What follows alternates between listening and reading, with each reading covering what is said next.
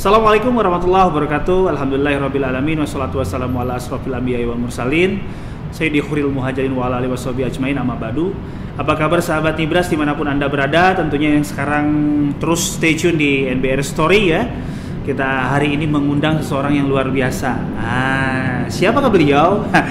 Kalau wajahnya sih sudah nggak asing lagi karena beliau salah satu dari brand ambassador kita nih ya. Tapi kali ini beliau dihadirkan bukan sebagai brand ambassador melainkan sebagai sosok yang menjadi pemimpin ya, leaders di GoFit ID. Nanti kita akan bahas sudah berapa lama, bagaimana beliau sehingga memilih ya dari dunia starnya di pembaca berita yang sudah menjadi idola ibu-ibu tentunya ya, dan idola masyarakat Indonesia, tapi memilih menjadi masuk ke kuadran bisnis di sini dan menjadi leaders juga di perusahaan GoFit.id ya Kang ya, betul. Baik, kita sapa saja nih. Saya jadi gugup begini ya. Balik nih yang grogi di sini nih. Biasa wawancara, tiba-tiba diwawancara jadi beda. Masya Allah. Assalamualaikum Kang. Waalaikumsalam. Alhamdulillah, makasih banyak waktunya untuk teman-teman sahabat Nibras ya. Hari ini bisa kita bersilaturahmi. Ini langsung saja Kang. Kenapa memilih untuk berhenti agak cepat dari dunia pertelevisian dan memilih menjadi di kuadran bisnis, dan tentunya tidak hanya bisnis tapi menjadi leader juga ya, jadi CEO GoFit ID. Nah, subhanallah. Gimana Kang? Alasannya sebetulnya gini, kalau berhenti belum, lebih ke break dulu. Ya, jadi kan sudah di TV sampai 17 tahun ya. 17 tahun. Ada perasaan jenuh menghadapi rutinitas setiap hari, bangun pagi, berangkat subuh. Itu dilakukan selama 17 tahun gitu. Nah, ada perasaan jenuh, dan itu kan nggak bagus buat diri kita sendiri. Jadinya nggak produktif, kadang-kadang mood jadi nggak terlalu positif juga. Nah, kemarin kebetulan juga banyak kegiatan, banyak aktivitas, bicara sama istri, sama Zizi, BA-nya Nibras. Dari istri mendukung gitu. Jadi Zizi bilang, oh ya nggak apa-apa, lebih baik dilakukan lebih awal, karena kalau sudah terlambat malahan kita nggak bisa ngapa-ngapain. Akhirnya dengan dukungan dari istri memutuskan untuk ya udah break dulu dari pertelevisian dan masuk ke aktivitas-aktivitas yang sebelumnya nggak bisa dilakukan saat saya masih jadi penyiar. Karena kan menjadi penyiar berita itu banyak kode etiknya. Betul. Ada beberapa hal yang nggak bisa dilakukan. Sebagai contoh misalnya main film itu nggak bisa. Sebagai penyiar berita tuh nggak bisa main film, makanya nggak pernah melihat kan penyiar berita main film gitu. Karena memang ada kode etiknya yang nggak boleh dilakukan. Terus juga nggak bisa beriklan gitu. Lalu juga sekarang lagi hype sosial media digital, kita nggak bisa juga untuk tampil merepresentasikan brand lain, endorse lah ya, endorse gitu, atau jadi influencer itu masih belum bisa juga. Akhirnya berbekal dengan aktivitas yang memang sudah di depan mata, ya udah percaya diri untuk break dulu.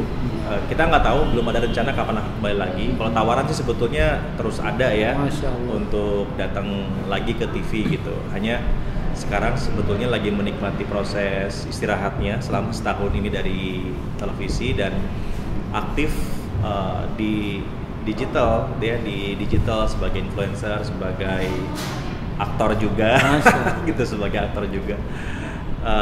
Ya ini pengalaman yang baru aja begitu Kang Isan. Jadi saya sebelum ngerasa terlambat semuanya, lebih baik saya lakukan sekarang.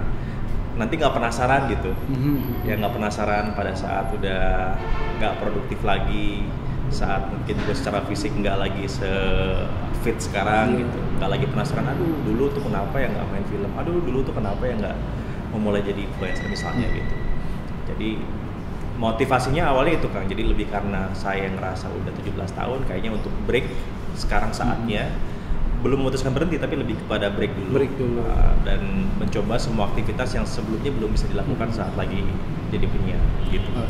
Rasanya biasa bangun subuh, mungkin jam 3 kali jam 4 ya sudah jalan ke studio ya untuk mempersiapkan materi dan lain sebagainya. Sekarang mungkin bangun subuh udah gitu anak-anak ya, keluarga, udah gitu bisa tidur lagi. Jadi sekarang ini gimana nih rasanya nih? Yang mewah itu waktu tuh kita yang kendaliin ya. Itu kan kemewahan banget. Betul, jadi betul. kita bisa menentukan kapan kita ke kantor, kapan meeting, kapan mau istirahat gitu. Itu saya pikir kemewahan yang sebelumnya saya belum pernah dapetin selama 17 tahun kerja ya di televisi. Dulu ada jadwal siaran dalam seminggu minimal 5 kali kan. Minimal 5 kali, maksimalnya banyak tuh, limited. Apalagi kalau misalnya lagi ada breaking news ada peristiwa besar terjadi, itu sih kita udah mungkin 3-4 hari di kantor gitu. Terus-terusan ya? Iya, kadang-kadang nginep di kantor. Bisa jam 1 malam mendadak ditelepon kantor, ada kejadian, ada peristiwa gitu. Ya udah datang ke kantor langsung gitu, karena itu sudah komitmen ya dari profesi sebagai penyiar berita. Nah jadi sekarang yang paling mewah dan paling saya syukurin itu adalah waktu ya, waktu yang sebelumnya nggak pernah bisa seperti ini. Dan mungkin karena menikmati waktu, karena menikmati setiap saat ya, jam demi jam, hari demi hari gitu, sama anak tadi kan. Sama anak sekarang pagi-pagi bisa main, dulu nggak bisa. Sama istri bisa ngeteh dulu, bisa ngopi dulu pagi-pagi sebelum beraktivitas, dulu nggak bisa. Makanya jadi orang bilang kok jadi malah lebih mudah dibanding waktu lagi masih siaran, berubah gitu. Kok jadi lebih mudah, kenapa ya? Resepnya kan ada resepnya, sebetulnya lebih pada menikmati hidup aja gitu. Nikmatin hidup sekarang secara signifikan, bisa mensyukuri setiap waktu yang saya punya gitu. Itu aja sih sebetulnya. Jadi rasanya berbeda dan ada satu rasa kebanggaan tersendiri bisa mengendalikan waktu, memanage waktu. Oke Kang, setelah lepas dari break ya, dari tadi bahasa dari Akang adalah break dari dunia pertelevisian, saya lihat Akang sedang melanjutkan proses pendidikan ya, untuk jadi doktoral ya. Terus yang dibidik adalah dunia digital, dan sekarang Akang sekaligus merangkap sebagai seorang CEO. Masya Allah. Ini kita tanya nih, kira-kira apa sih yang dirasakan Akang dulu mungkin sebagai seorang employee ya, bukan sebagai seorang leader gitu, leader tertinggi. Sekarang Akang sudah menjadi leader tertinggi sebagai seorang CEO dan membagi waktu dengan untuk melanjutkan pendidikan, apalagi di dunia digital kalau saya dengar-dengar nih gitu ya. Nah kira-kira menurut Akang sulit nggak sih ngebagi waktunya? Terus yang kedua, bagaimana Akang akhirnya berpikir untuk gua harus lanjut kuliah? Nih, apalagi ini dunia yang saya dengar digital nih yang sedang ditekuni gitu ya. Gimana Kang? Sebetulnya kan kalau bagi waktu itu saya nggak pernah kesulitan dari dulu. Jadi salah satu kelebihan yang saya punya itu saya tuh terorganize orangnya. Biasanya dalam setahun itu di tahun awal suka punya target gitu. Tahun ini harus ngapain aja. Setiap bulannya dibagi target-targetnya, dan setiap minggu itu selalu bikin target mingguan. Jadi dalam seminggu ke depan itu jadwal tuh udah tersusun rapi gitu. Makanya kalau membagi jadwal untuk aktivitas, saya tuh nggak pernah kerasa sulit karena betul-betul bisa mengorganize semua kegiatan supaya bisa dikerjakan sama-sama gitu. Lebih kepada sekarang ini itu tadi ya, banyak aktivitasnya gitu. Kalau dulu itu kan satu aktivitas, yang lain itu kan lebih ke sampingan ya, ada restoran dan macam-macam. Sekarang ini semuanya jadi aktivitas utama nih. Ya di GoFit ID ini juga sedang membangun platform digital untuk hidup sehat. Terus juga ada restoran juga. Masya Allah. Ya kan, ada banyak loh usahanya.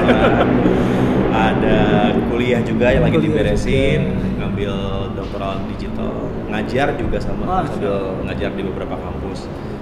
Jadi sekarang habis resign sebetulnya tidak lebih santai, lebih sibuk. Hanya bedanya waktunya bisa kita atur, gitu aja sih. Nah terus kenapa memutuskan ngambil S3? Jadi dari dulu itu saya sama baca buku suka. Jadi baca buku itu suka. Itu salah satu hobi lah gitu ya. Nah waktu lagi dari S1 saya nggak langsung kerja karena ekonomi keluarga ya harus segera disupport. Jadi saya ngambil keputusan untuk kerja. Baru bisa S2 itu di tahun 2012. Baru bisa ngambil S2 itu 2012 atau 2013 lah. Ngambil S2 di komunikasi politik. Karena waktu itu kan masih jadi penyiar, penyiar berita. Jadi saya pengen mendalami politik lebih jauh lagi. Nah ngambil S2 di komunikasi politik. kuliah S2 ternyata lancar tah. Yeah. Apa lebih cepat daripada bayangan Yeah. gitu. Awalnya itu kita punya target 2,5 tahun. Saya bisa beresin 1,5 tahun waktu itu kan kuliahnya. Jadi kelar dari S2 itu langsung kepikiran gitu, apa lanjut S3 aja sekalian ya supaya kelar gitu si gelar sekaligus lah ya. Sekaligus. Nah, saya coba apply, bikin proposal penelitian dan ternyata diterima gitu di kampus. Akhirnya kuliahlah S3. Awalnya itu agak kesulitan tuh karena kuliah S3 ternyata sangat susah ya. Susah sekali, tekanannya juga luar biasa, bukan hanya waktu tapi juga pikiran. Karena kan ketika di S3 tuh kita belajarnya sampai kejeroannya ilmu ya. Masya Allah. Jadi sains itu dalam lagi gitu sampai ke bisa menjawab kenapa. Jadi sampai habis kita menjawab pertanyaan kenapa itu sampai selesai. Jadi kita betul-betul eksplorasi otak ya, logis itu sampai ke dasar banget dan itu lumayan stressful gitu ya. Jadi setahun pertama itu dari waktu ngambil kuliah S3 itu lumayan tuh agak sedikit capek. Jadi kuliah, kerja, kemudian juga ngurusin usaha. Nah, sekarang saya mau masuk ke penelitian kan. Di penelitian kan lebih apa ya, lebih parah lagi lah ininya apa.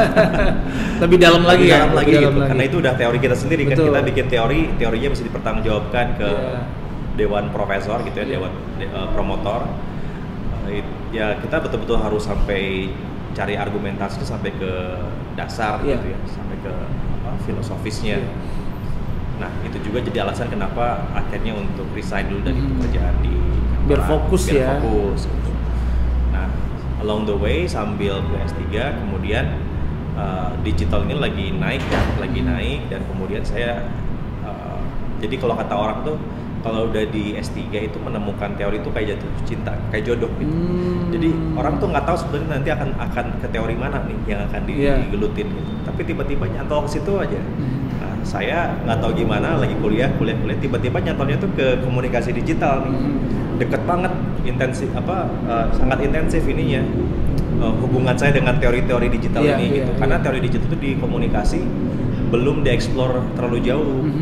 Jadi di teori komunikasi sendiri kebanyakan teorinya masih cover media-media tradisional, televisi, koran, majalah, radio dan macam-macam. Tapi digital ini masih apa ya, masih baru ya. Blue ocean lah ya, kalau ngomongin blue ocean itu masih blue ocean, ini masih belum banyak yang garap dan orang juga masih bingung digital tuh ini makhluk apa sih sebetulnya gitu. Nah, saya nyemplung ke situ ternyata connect tuh gitu. Apa yang saya ketahui, apa yang saya pikirin itu connect ke teori-teori digital. Siap. Jadi masuk ke sana nyemplung, ya udah diterusin sampai akhirnya ketagihan sampai sekarang. Oh, ternyata digital tuh kayak begini. Banyak orang-orang yang salah kaprah sama digital. Kayak gitulah kurang lebih. Siap. Luar biasa ya. Aktivitasnya jadi lebih banyak, terus juga ilmu jadi lebih banyak, silaturahmi jadi lebih banyak, Kang. Akang jadi CEO, jadi leader di GoFit ID. Bisa diceritakan nggak ke sahabat Nibras apa sih GoFit ID? Mungkin beberapa ada yang belum tahu namanya, tapi GoFit ID itu apa sih gitu? Itu mungkin bisa diceritakan. Plus nanti saya ingin menanyakan bahwa visi Akang sebagai seorang personal dan visi Akang sebagai seorang CEO di GoFit ID seperti apa ke depannya? 1, 2, 3 tahun ke depan. Mangga. Ya, jadi GoFit ID ini kita mengawalinya sebagai platform digital untuk referensi informasi dan juga entertainment ya di bidang gaya hidup sehat. Saya memang punya concern sama gaya hidup sehat sudah cukup lama. Nah, kebetulan setelah break dari TV saya punya banyak waktu nih untuk banyak mendalami tentang gaya hidup sehat. Nah, kemudian saya pikir kayaknya masyarakat Indonesia ini perlu referensi yang tepat untuk bisa hidup sehat. Jadi hidup sehat itu orang tahu olahraga, orang tahu harus makan benar, tapi olahraga yang kayak gimana, makan benar yang kayak gimana, ini kan turunannya banyak banget ya. Olahraga seperti apa yang cocok buat si A sama si B kan berbeda. Ketika mendalami olahraga lari misalnya, ternyata lari itu ada tekniknya, ada caranya dan macam-macam. bicara tentang industrinya, lari itu ada apparelnya, betul, ada bajunya, ada sepatunya, itu kan nggak bisa sembarangan, karena salah sepatu bisa cedera. Iya, betul. Dan itu yang membuat salah sepatu cedera, akhirnya orang jadi nggak mau olahraga lagi. Betul. Gitu. Trauma ya kan? Awalnya karena salah sepatu. Betul. Jadi saya pikir, wah ini masih banyak nih orang Indonesia yang belum paham tentang olahraga. Nah saya jadi punya mimpi gitu, makanya saya sekarang lagi launching hashtag Indonesia GoFit, Indonesia Sehat, dengan latar belakang penduduk Indonesia yang masih belum sehat. Jadi dari segi usia harapan hidup masih rendah. Betul. Itu akan jauh kalah dibandingin Jepang. Jepang usia harapan hidupnya 90 tahun, Indonesia masih 63 tahun. Ini ada lag 27 tahun nih. Iya. Umur rata-rata orang Indonesia sama umur rata-rata orang Jepang itu jauh banget gitu. Sama Malaysia aja kita masih kalah jauh gitu. Sama Singapura kita masih kalah jauh gitu. Kenapa? Karena Indonesia gaya hidupnya tidak sehat. Jadi gaya hidup tidak sehat itu selain aktivitas pribadinya, lingkungannya juga gitu ya. Nah kalau lingkungan kan kontrolnya kita susah ya, itu harus negara dan juga masyarakat secara umum. Ya at least dari pribadinya dulu lah gitu, untuk bisa hidup sehat.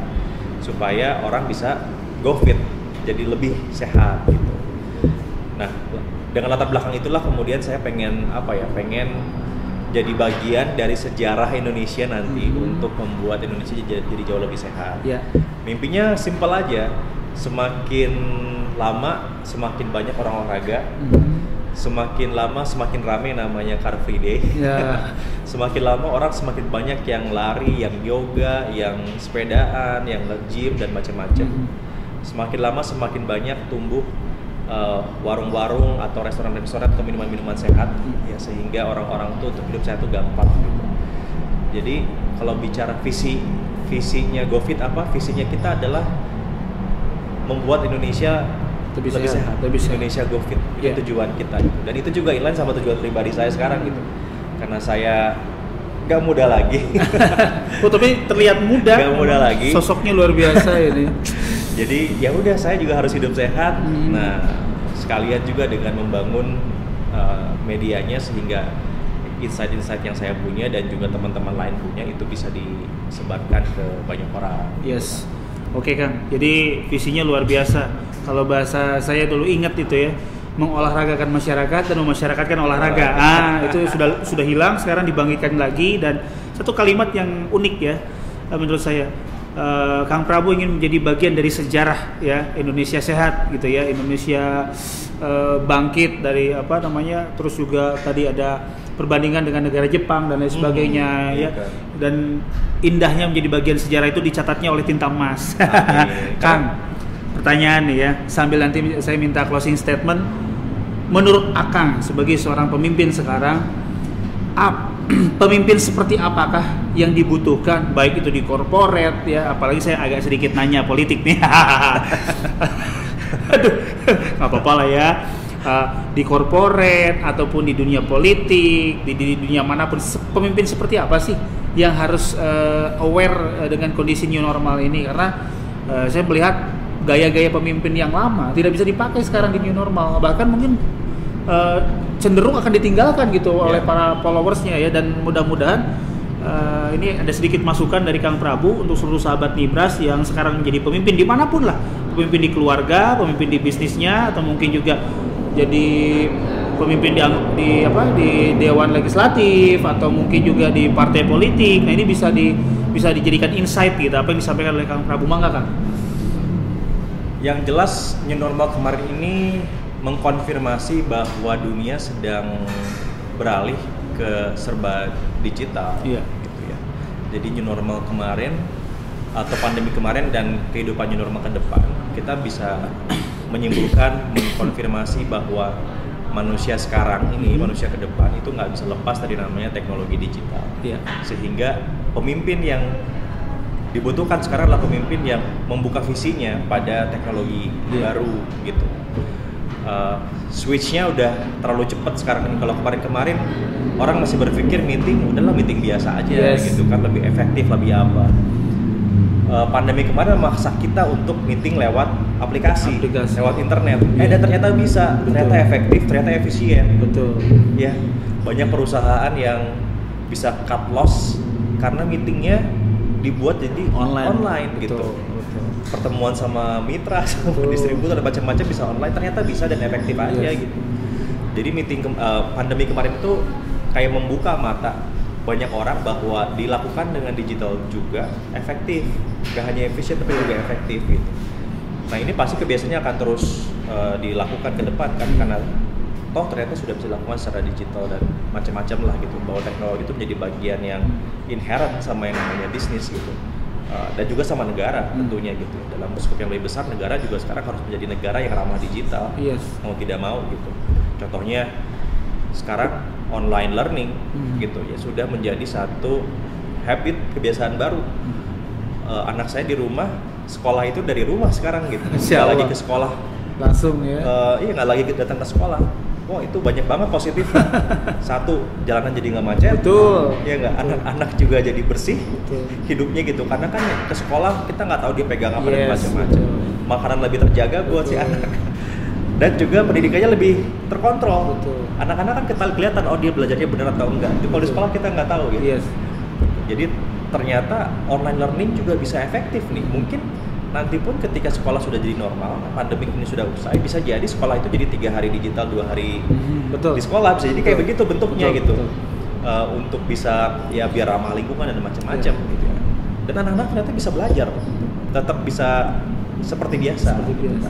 Tapi handicapnya di Indonesia besar, apa? Nggak semua orang ngerti digital. Betul. Handicapnya adalah banyak orang-orang masyarakat rumah tangga di luar Jakarta, di luar kota besar yang nggak ngerti ini cara buka laptop terus connect ke kelas online tuh kayak gimana tuh kayak betul. Itu nggak tahu gitu. Betul. Mungkin internetnya aja mungkin nggak punya.